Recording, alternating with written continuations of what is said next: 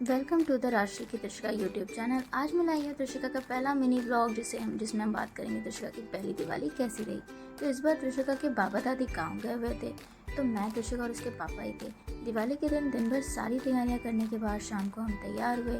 त्रिशिका के लिए मैं ले आई थी एक प्यारा सा सूट। तो फाइनली त्रिशिका को भी तैयार करने के बाद पूजा की तैयारियां की और बैठ गए पूजा करने। साथ में त्रिशिका को चुपचाप बैठाना बहुत बड़ा टास्क था, इसलिए मुझे उसे थोड़ी देर कार्टून चलाकर बिजी करना पड़ा। पूजा करने के बाद त्रिशिका का बुरी तरह रोना धोना चालू हो गया था, तो मैं जैसे तैसे दिए बाती बनाकर उसमें तेल भरी पर जला नहीं पाई और त्रिशिका को फीडिंग कराने बैठ गई। वैसे तो त्रिशिका रोज रात 2-3 बजे तक जगती है, पर उसे उस दिन 8 बजे ही नींद आ गई। खैर, उसे सुलाया, फिर मैंने त्रिशिका के पापा की हेल्प करी, दिए रखे, लोगों को प्रसाद बांटा।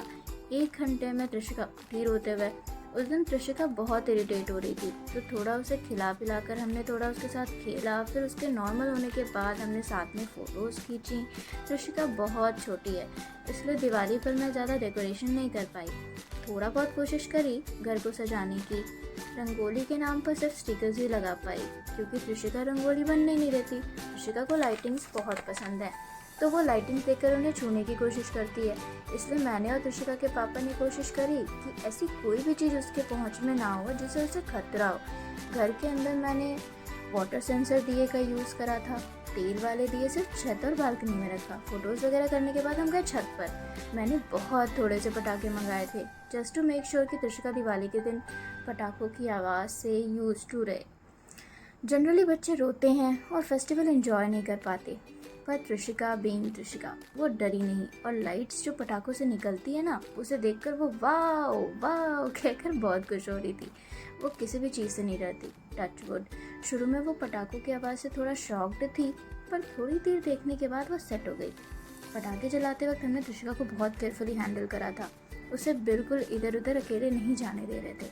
त्रिशिका के लिए ये सब कुछ बहुत नया था। वो चारों तरफ लाइट्स और आवाज़ें देखकर और सुनकर बहुत मेस्मराइज्ड थी।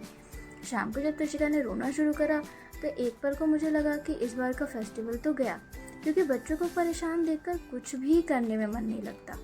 पर वो बहुत ही हंसमुख बच्ची है, तो उसने अपने 1 घंटे के नैप के बाद खुद को रिज्यूम कर लिया था। उठकर उसने मिठाइयाँ खाई, वो भी वहाँ से जो मैंने भगवान जी को भोग लगाया था, और वहाँ से भी वो उठाकर खा रही थी और कह रही है यम्मी। और इस तरह दिन भर के रश के बाद हमने फेस्टिवल एंजॉय किया, सेलिब्रेट किया, और हम नीचे आए। खाना खाने में हमें बहुत लेट हो गया था, क्योंकि त्रिशिका सो जाती, इसलिए पहले हमने डिसाइड किया कि पहले हम सेलिब्रेट करेंगे फिर खाएंगे। खाने में हमने बनाया था शाही पनीर, खीर, पूरी। खीर माँ लक्ष्मी जी को ज़रूर चढ़ती है, मैंडेटरी होती है। तो हमने खाना खाया और सब कुछ पैक करके सोने चले गए।